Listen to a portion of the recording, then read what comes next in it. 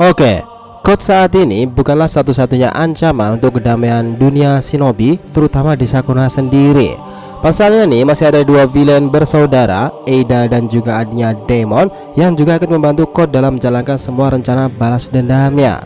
Bahkan bisa dibilang nih, Code yang saat ini atau Code sebelum benar-benar melepaskan limiter itu di dalam tubuhnya bukanlah ancaman yang sebenarnya. Pasalnya, kekuatan yang bisa digunakan Code dengan adanya limiter di dalam tubuhnya itu tidak sampai 100% kekuatan murninya sendiri.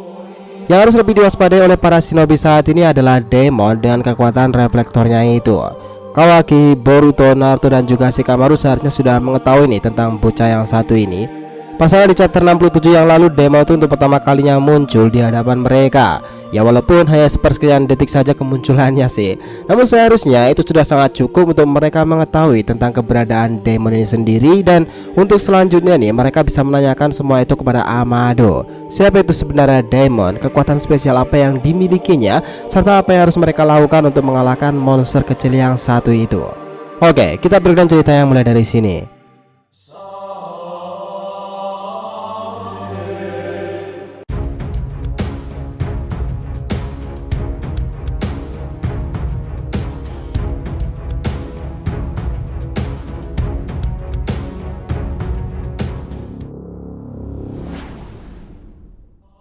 Hai guys, welcome back to the review channel. Nah, kali ini kita akan membahas nih apa yang harus dilakukan Boruto dan juga Kawaki untuk mengantisipasi Demon. Oke, biar nggak salah persepsi silahkan simak sampai akhir ya. Nah, seperti yang sudah dijelaskan tadi nih, berkat adanya limiter di dalam tubuhnya itu, Code sendiri tidak bisa mengeluarkan 100% kemampuannya ini. Di chapter yang lalu pun Code juga sudah mengatakan jika dengan keadaannya saat ini tidak akan mungkin baginya untuk bisa mengalahkan Kawaki. Dan seperti yang kita tahu nih, berkat baginya mata spesial Ishiki di dalam tubuhnya itu, kekuatan Kawaki saat ini meningkat berkali-kali lipat. Namun di akhir chapter nih, kita diperlihatkan bagaimana Code yang sedang berbincang dengan Eida mengenai rencananya itu untuk mencari dan membawa Amado ke markas mereka, dengan tujuan agar Amado bisa melepaskan limiter yang ada dalam tubuh Code itu sendiri. Nah, seperti yang kita tahu nih, bahwa Amado lah orang yang memberikan limiter atau batasan di dalam tubuh Code. Dan pasalnya, berkat adanya karma putih di tubuhnya itu, kekuatan yang dimiliki Code itu menjadi meluap-luap. Dan selain itu pada waktu itu juga Jigen tidak mau jika bawahan atau anggotanya ada yang lebih kuat dari dirinya.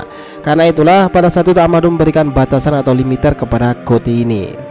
Oke, kembali ke diskusi Code nih dan juga Eida mengenai rencana menculik Amado. Eida saat itu berkata seperti ini. Amado itu dilindungi tepat di pusat desa Konoha. Kau tahu, Code? Dan saat ini tidak ada tanda cakramu di desa sana kan? Jadi bagaimana kamu berencana untuk lebih dekat dengannya lagi?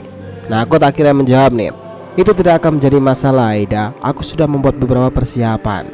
Dan dari percakapannya dengan Eida inilah, sepertinya Code sudah memiliki sebuah rencana nih untuk dapat membawa Amado pergi meninggalkan desa Daun itu sendiri. Menarik nih untuk kita bahas lebih lanjut. Pasalnya seperti yang dikatakan Eida tadi, Amado saat ini dilindungi di pusat desa Konoha sendiri.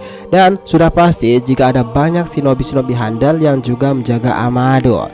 Jadi rencana apa nih yang sudah Code persiapkan untuk dapat membawa Amado pergi dari desa Konoha itu? Nah, kita akan bahas next time. Kembali ke topik utama nih, pembahasan kita. Sebagai penikmat serial Boruto tentu saja sudah tahu bagaimana mengerikannya kekuatan seorang Demon. Walaupun hanya seorang anak kecil, namun Demon memiliki kekuatan modifikasi yang sangat mengerikan. Bahkan mungkin saja dia bisa mengalahkan seorang Kage.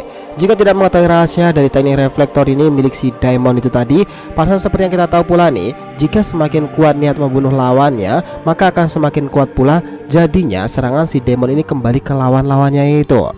Nah, di mana Boruto chapter 59 kita dapat menyimpulkan sebuah informasi penting nih mengenai bagaimana kekuatan reflektor Demon ini bekerja. Kalau kita perhatikan dengan baik, semua musuh yang pada saat itu berusaha menyerang Demon tewas setelah berniat menyerang Demon dengan menggunakan senjata yang mereka bawa. Dan saat ada orang yang tidak membawa senjata apapun, orang itu ketakutan dan berusaha kabur meninggalkan tempat itu. Namun Demon langsung menyerangnya dengan kecepatan yang luar biasa cepat.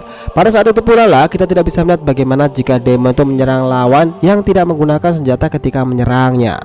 Namun di chapter 67 yang lalu, pada akhirnya kita dapat melihat bagaimana Demon yang bahkan belum sadar sepenuhnya dapat membalikkan serangan yang begitu kuat dari Kawaki. Nah, dari sini dapat kita simpulkan jika kekuatan reflektor milik Demon itu akan selalu aktif, bahkan jika Demon dalam keadaan tertidur atau tidak sadarkan diri sekalipun.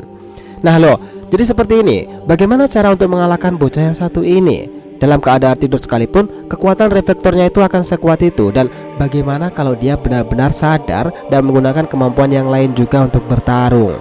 Nah, ini akan sangat epic tuh. Oke, jadi selama ini yang sudah pasti kita ketahui dari teknik Daemon ini adalah dia bisa membalikan semua serangan lawan-lawannya menggunakan senjata atau juga ninjutsu. Contohnya adalah para penjaga di markas Goro di chapter 59 dahulu diperlihatkan pula akan melawan Daemon dengan nama mereka, dan juga terbaru kemarin ini adalah Daemon membalikkan serangan yang dilancarkan oleh Kawaki. Sedangkan untuk serangan fisik ataupun taijutsu belum pernah diperlihatkan Daemon juga dapat membalikannya. Nah, dari sini mungkin saja yang menjadi kelemahan terbesar dari Daemon itu adalah taijutsu. Nah, seperti yang sama-sama kita tahu pula nih, seseorang yang memiliki segel karma bisa meningkatkan semua aspek yang ada pada dirinya itu, tentu termasuk pula kecepatan dan kekuatan fisik yang akan menjadi kunci utama teknik taijutsu. Nah, dengan kata lain, baik Boruto maupun Kawaki harus lebih meningkatkan kemampuan taijutsu mereka demi bisa mengalahkan bocil yang satu ini di masa depan nanti. Namun tentu saja nih perlu digarisbawahi bahwa spekulasi ini hanya berlaku jika memang Daemon tidak bisa membalikkan serangan fisik seperti taijutsu. Akan tetapi, sekalipun Boruto dan juga Kawaki mengetahui kelemahan Daemon adalah dengan serangan taijutsu, belum tentu pula mereka akan dapat dengan mudah melancarkan serangan-serangannya itu ke arah Daemon sendiri. Pasalnya sampai saat ini pun belum dapat dipastikan semua kekuatan yang dimiliki oleh Daemon ini, dan belum lagi nih Daemon, Eida dan juga Code yang ini di kemunculannya selalu bersama-sama dan pasti akan sangat sulit sekali untuk dipisahkan. Nah, Daemon kemungkinan terbesar itu memang dia lemah dengan kemampuan taijutsu, namun di situ sudah pasti akan selalu ada Code yang siap menutup semua kekurangan yang dimiliki oleh Daemon tadi. Dan ditambah lagi Eida dengan mata Senrigannya yang mampu untuk menganalisa semua data lawan-lawan yang berhadapan dengan mereka. Dengan begitu, tidak akan ada yang dapat dengan mudah menyentuh Daemon sendiri. Nah, selain serangan fisik nih dan juga taijutsu tadi, Sagemode juga mungkin salah satu peluang terbesar untuk mengalahkan Daemon, dimana Sagemode adalah sebuah kekuatan yang tidak digunakan untuk menyerang saja nih, bahwa Sagemode juga bisa digunakan sebagai pertahanan jika memang diperlukan. Jadi di sini karena lawan yang dihadapi adalah Daemon yang akan membalikkan semua serangan lawannya yang memiliki niatan membunuh, maka si pengguna Sagemode sendiri tidak boleh memikirkan hal-hal yang benar untuk menyerang Daemon.